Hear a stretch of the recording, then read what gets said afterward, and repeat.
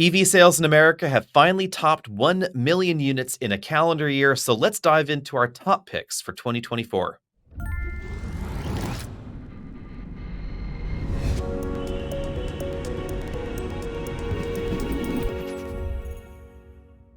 So, Travis, take us through our top EV picks for 2024. As you mentioned, there were a lot of EVs added to the road this year, and it was kind of tough to boil it down because every year we get more and more entries. But we've got a pretty solid list put together. It's going to start out with the number one selling vehicle in the world, the Tesla Model Y, followed up with the Rivian R1S, the EQS SUV, and the Hyundai Kona. So even within the world of electric vehicles, we have quite a range. Yep, and this didn't it. When I looked at this list, like some of our other categories, somehow this turned into like an option from each segment, a subsegment, I guess, if you will. And I suppose that sort of makes sense. But it To a wasn't point, yeah. intended. Yeah, it wasn't intended to be like, hey, buddy, if you like a Mercedes-Benz EQS, no, the Kona's better, and the Kona should be the EV for you, because clearly a Kona shopper and an EQS and a Rivian and a Tesla shopper are not the same shopper.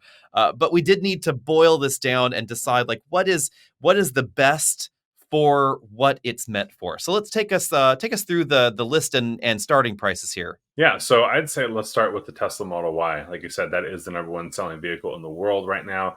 And at this point in time, which is mid to early December of 2023, those timestamps are important.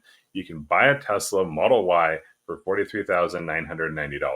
Yep, and it's going to get the federal tax credit. So that's another important thing to mention because, and we know that it's going to get the federal tax credit for 2024 as well. Tesla said that they expect that to continue.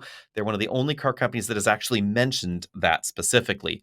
On the downside, the Model Y does not get all the updates from the Model 3. It has had a light massage for 2024, but not the full-on treatment. Right, and we still haven't heard the Highland updates coming to the U.S. We've seen it overseas, but we have not had an announcement here. Obviously, it's going to be coming sooner than later. But if you're in the market for Model 3, that might be worth waiting for. If you're looking for a Model Y, we have no idea how long it would take. So if that federal tax credit is appealing to you, again, it is an incredibly popular car for a reason. I don't know if I would hold off on it. I might jump on it now.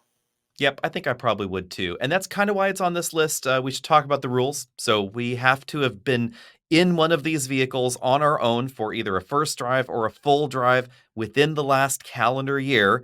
It has to be available for sale in the United States. We must know pricing on it as well because we can't talk about value without knowing how much it's going to cost. And that on sale date, it needs to be on sale within the first quarter of 2024, which is important for one of the models we're going to talk about a little bit later. But yeah, the Tesla Model Y, that's why it's on this list, because in the first quarter of 2024, it's going to be the same Y that we have seen for a while.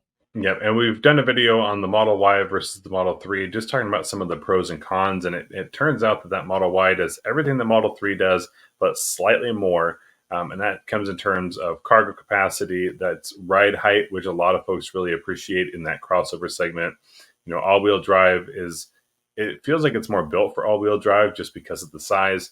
And as far as passenger space, you just get more. So it makes sense why the Model Y tops the Model 3, but also a lot of other vehicles in the segment. Yep, it's definitely more useful. And of course, it's the only one in this bunch that's going to natively access the Tesla supercharging network. And I kind of have to say natively because Tesla is rolling out supercharger access to practically everybody. And everybody on this list has said that they are joining the Tesla Charger Connector Party and will have supercharger access starting in 2024 at some point with an adapter, 2025 with native plugs somewhere around there, but details little sketchy. And as we add supercharger, the version 4 coming out that has more access for non-Tesla plugs, that's going to continue to expand. But if you want the simplest application of vehicle and charge system, it's still Tesla and Tesla. Yep, it is definitely true. So Travis, what's up next? The next one is going to be more on the opposite end of the spectrum, but that's going to be the Mercedes EQS family. And specifically, what we've got a closer look at is the SUV, and that starts at $104,400. Yep, pretty pricey. Actually, I mean, all EQSs are pretty pricey. I should mention that there are also EQS AMGs and there are EQS Maybachs. So if you want to spend a lot of cash on your next EV, then You Mercedes certainly is, can. yeah, Mercedes is definitely going to be wanting to take your cash. The thing that interested me most about the EQS when we drove it and we had it in for review, because we've reviewed all of them except for the Maybach and AMG versions, is that Mercedes decided to take everything that they knew about a Mercedes and building a car, and they didn't throw it away, but they transformed it into something without ties to a gasoline vehicle. And that is pretty unique in the luxury car segment. So these are dedicated EV platforms, but also the interiors are reimagining what a Mercedes could be in the 21st century without those gasoline constraints. Big screens, different designs to the interior, flat floors, just different kinds of spaces, very cab forward, very futuristic, definitely very polarizing. I think it's a good move for Mercedes. They're not going to alienate any of their current customers, but they're also going to be bringing in some more folks who want to do something different. And I think by embracing EVs as strongly as they have, not only have they again not segmented from the people who are coming to the dealership now, but for those who do want to take a look, they put a very compelling product forward. And looking at the high performance models is one thing. There's a lot of high performance EVs. But I think the luxury and electric EV combination is almost built for each other. And so when you look at something like the SUV, the question is, what doesn't it do? And then the other question is, Yeah. what doesn't it do well? And both of those are very small lists. Yeah, so for instance, I'm looking at the pricing here on a Mercedes Maybach EQS 680 SUV, which is itself a mouthful of letters and numbers and combo there. Starts at $181,050. So I'm always surprised sometimes when, we review a vehicle like the EQS and you get all these comments like, "Oh, I wouldn't pay that for that. I'd rather have a insert any other EV here," because like literally any other EV practically is going to be Yep. less expensive. The answer is this is not for you. This is for that luxury shopper that wants to spend way over $100,000 on their new vehicle, and maybe they want an electric car for whatever reason they want one. Now there's Yeah. a vehicle for them. And I would argue, just as I've argued for the Hummer and for other insane EVs that maybe don't make sense to some people, like if you feel that there is an electric future for everything, then every category needs to be electrified. The bonkers insane performance cars, the crazy trucks, the big luxury cars, etc. There's going to need to be a version for all of them. So thanks to Mercedes for making an EV version. Yeah. And like I said, put a compelling product forward. That's only going to help the transition to electrification. So take us through the next option now. So we'll stay in category just a little bit, and that's going to be the Rivian R1S. So we are looking at a fairly expensive electric SUV. This one starts out at 78,000, so it is much closer to other people's budgets. It's affordable. It's some form of affordable, but it also has a lot to offer. That's true. It has the off-road capability that a lot of people are interested in. It has actual three-row capability. In my mind, the R1S is the closest thing to. It's obviously not gasoline platform based, but imagine a gasoline three-row off-road oriented SUV, say three-row Range Rover, three-row Grand Cherokee. It's an electrified version of that, basically. If you want to do those things and you want an electric vehicle and you want it to be boxy and you want cargo in the back, then you want a Rivian. Right. This is not built to be the next electric Jeep that can go anywhere and do anything, but it is more of a lifestyle adventure vehicle. It'll take every trail that doesn't require enormous tires in every locker. You can fit your family, you can fit your cargo, you can put your rooftop tent on it, bring the dog out to the beach. It's built to handle just about every scenario in that way. And if you want performance, they have that in hand as well. And because Rivian, of course, is a dedicated EV manufacturer on a dedicated EV platform, we have the big front trunk for people that love front trunks. We have the completely flat floor. We have surprisingly high efficiency as well in a vehicle like this. It does look like it's very boxy, but when you actually look at the efficiency numbers, the Rivian R1T and R1S actually fare pretty well, all things considered. Yeah, and when you look at from interior to exterior, what they've done a lot of really good work on is utilizing the space. So efficiency is one piece of it, but if you have a lot of ground clearance, you're going to lose efficiency. but that's where the air suspension comes in. And it's quite a range that will move. You look at the interior, the flat floor lends to more space, but the seats are not overly bolstered or overly padded. They're kept pretty reasonable so that they're still comfortable, but leave more room for everyone else in this cabin. And then when you fold your seats down, the rear seats especially, you have that split rear opening. Like I said, there's very little you can't do with it, and it does it well. It's very poised. It is fairly efficient, especially for its size and weight. It may not be the fastest charging, but there's hope. Yep, that's probably a good point. We should mention that the Rivian R1S does charge faster than three of the entries on this, or two of the entries on this list, but not the third. So the Model Y rather, will charge faster, both in terms of time from 10% to 80%, and in terms of miles gained per hour of charging. Definitely is going to be more efficient on that front. So there's definitely a little bit of work to be done there. Rivian, though, is making pretty consistent improvements in software. How much of a change we need in hardware to facilitate this, we don't know. But we do know that there's some upcoming battery changes coming for the R1S. There's been some persistent rumors about an LFP battery coming and some restructuring of the battery packs in the R1T and R1S for better charging, better cooling capability, and then, of course, greater capability going forward in those. And one of the reasons we have that price tag at 78,000 is because of the introduction of the dual motor variant and not the four-wheel option being the only way to go. So Rivian has made a lot of strides forward. They are still a pretty young company. Their vehicles have only been on sale for a couple of years. Like what I'm seeing out of Rivian. Yeah, I do too. And we should probably talk about some of the upcoming competition because obviously for 2025's EV of the year, we're going to have some pretty stiff competition. We're going to have the upcoming Kia EV9. It's going to promise 300 miles-ish of range, real three-row capability as well, obviously less off-road capability, and a lower price tag. We then have the Volvo EX90 coming up soon. That's been priced already, and I was shocked. It is definitely under $80,000, including destination. Dual motors are standard, over 400 horsepower is standard, pretty decent range, and of course, Volvo's dedication to safety. Then, of course, we're going to be seeing some three-row SUVs from companies like Genesis at some point in 2024 calendar year. Also, the Hyundai variant of the EV9 is coming out soon. The Ford Explorer EV is probably going to be on market at some point in time.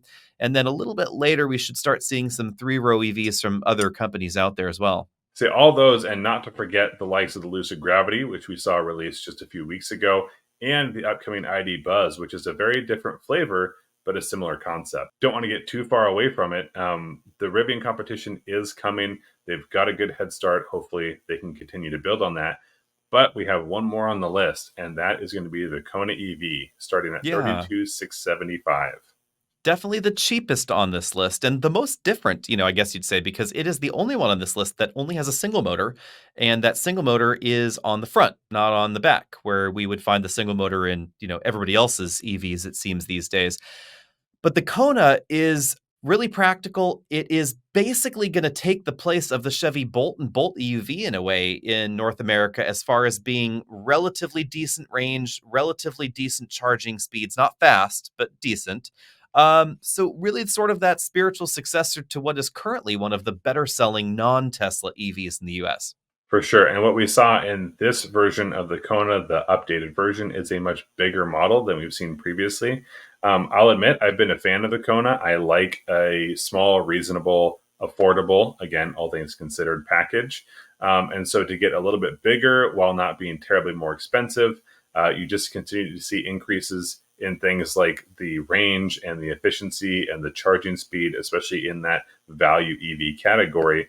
I think it's an attractive exterior. I think it's got good usable space inside. And what we don't see is it feeling like the cheap, more affordable, step sibling of the Ioniq series.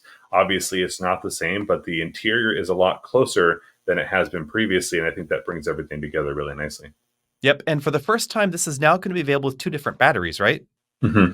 And I appreciate that option as well, because if you like the packaging or you live in the city and you want a smaller vehicle, you don't have to stick with a lower range model just because of the size of it. Or vice versa, if you're happy with your charging capability and you know what you're looking at, you don't have to buy a bigger battery than you need. Yep. So, if you've been looking at a Chevy Bolt and you're sad that Bolt production is ending at the end of calendar year 2023, then you definitely might want to take a look at a Kona. Now, we know that the Bolt is coming back, but it's not coming back until calendar year 2025, and it's coming back as an Ultium platform vehicle. So, we know that it's probably going to be more expensive. And I would be willing to bet that it's not actually going to be on sale until 2026 because all they've really promised is that it will be announced in 2025.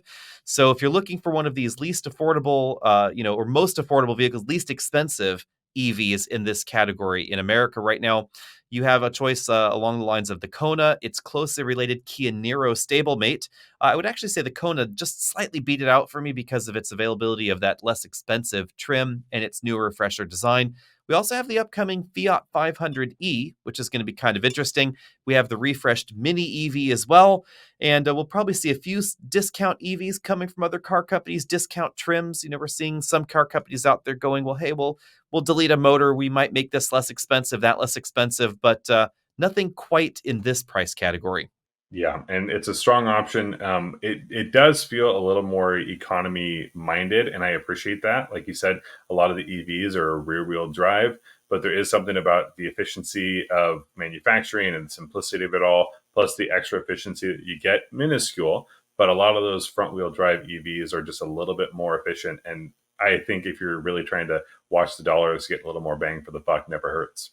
Yep. And I will say that the big caveat for the Kona, and one reason that the Model 3 is not on this list is because we know the Highland's coming. We don't know timing exactly for its on sale date. All of that is still a little uncertain. But that is probably going to be the least expensive EV in the US once that federal tax credit is calculated and you really start taking a look at some of the other details around maybe Leaf versus Model 3, etc. Model 3 is very inexpensive and it is going to get some portion of that tax credit in 2024. A lot of the competition is a little uncertain. And tax credit, this is probably a good time to talk about that. The rules change for 2024. So be sure and stay tuned. We're going to be doing some upcoming videos around that on the EV Buyer's Guide channel. Essentially, you can't have any of the critical materials sourced from China or other countries of concern, according to the United States. Battery pack components as far as North American and free trade country manufacturing and cost, etc., that actually ratchets up to the next level. And certain components and battery pack pieces must be built in North America. So all of that together means that the base Model 3, it's actually had its tax credit cut in half for 2024, but probably a lot of the competitors have had it completely eliminated. We just don't know all of the details just yet. Yeah, and even if, again, we're talking about the Model 3 being an affordable option, even if it's cutting half of the tax credit, it's got a strong starting price, and half that credit is still half that credit. Yep, it just didn't qualify because we don't see the new one. We haven't driven it yet. Details still sketchy, Yep. etc. So certainly keep that in mind if you are EV shopping in calendar year 2024. Obviously, though, tax credit is going to depend on your particular tax situation.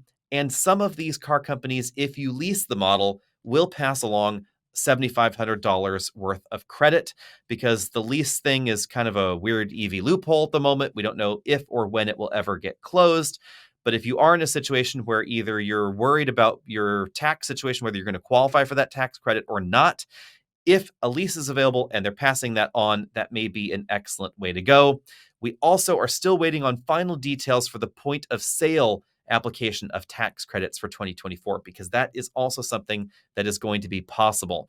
So if you are looking for an EV and your dealer has signed up for this process and it qualifies for the credit, you can actually apply that at the point of sale and it's just going to come right off the price of the car. If that sounds like a lot of pieces that need to come together, you're correct. We will do our best to give you the information as we have it. As the manufacturers share these things with us, we're not able to just go look it up on our own and chase their entire their chain of resources. So stay tuned. We'll keep you updated best we can. Yep. And before we go, I should mention that you may be waiting for a while because some car companies have indicated it may not be until around April of 2024 that they actually have all the detail together to tell whether or not their vehicles will qualify for the tax credit. If all the detail comes together correctly, then you may be able to essentially posthumously get a tax credit. So if you had purchased your EV from January 1 to the April timeline, whenever the manufacturer figures it out, maybe retroactively your vehicle could qualify for a credit. Or if a manufacturer has to change something to qualify for the credit, you would need to wait until that change happened and actually inspect your VIN and make sure that that particular model qualifies for that tax treatment. So additionally, some details to keep in mind. But with that out of the way, be sure and find us over at Facebook, Twitter, Instagram, all those other social places. And of course, stay tuned when we announce the EV of the Year finalist. Let us know, EV Award winner. Let us know down there which of these 4 vehicles you think should win the award, or did we get it totally wrong? And should there be a different EV on this list?